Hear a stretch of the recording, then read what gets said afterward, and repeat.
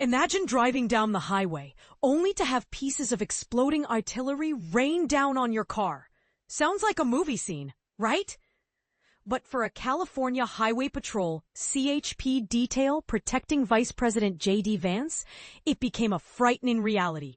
A U.S. military live-fire demonstration over Interstate 5 went wrong, sending shrapnel onto CHP vehicles and shockingly close to officers. This incident has sparked outrage and raised serious questions about safety protocols and decision-making.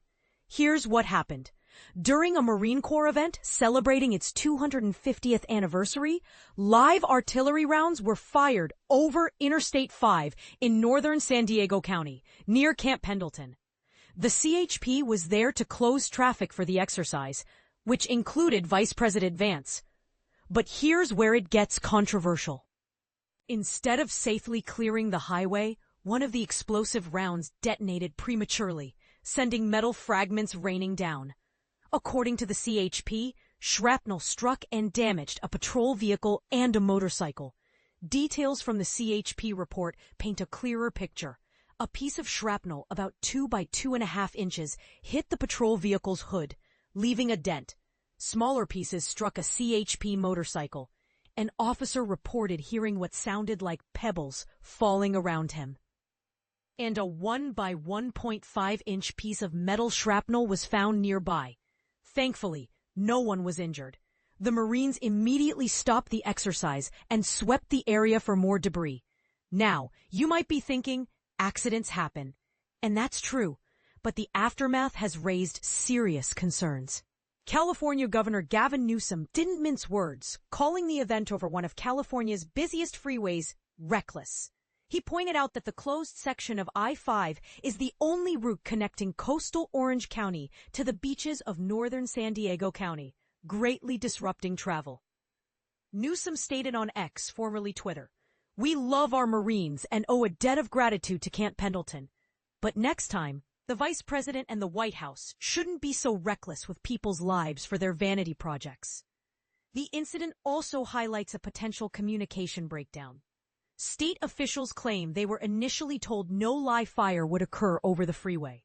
But then, just a day before, the military requested a sign reading, "Overhead fire in progress."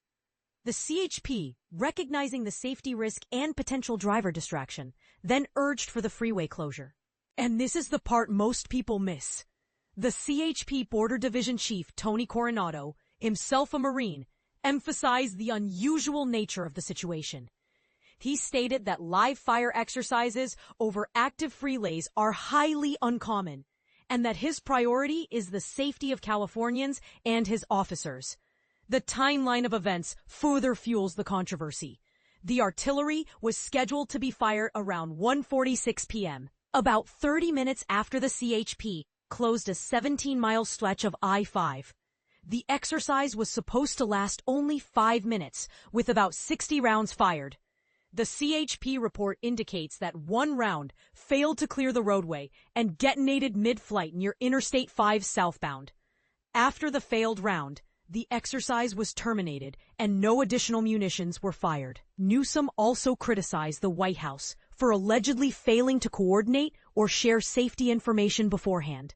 Administration officials, however, had apparently insisted that the event was safe and that a freeway closure was unnecessary, creating a stark contrast in perspectives. But here's where it gets really interesting. Could this incident have been avoided with better planning and communication? Was the risk assessment adequate? This incident raises profound questions about balancing military exercises with public safety. While honoring our military is important, should live fire demonstrations ever take place over active freeways, regardless of safety precautions? Or is this an overreaction to an isolated incident? What level of risk is acceptable when conducting military exercises near civilian populations? Let us know what you think in the comments below.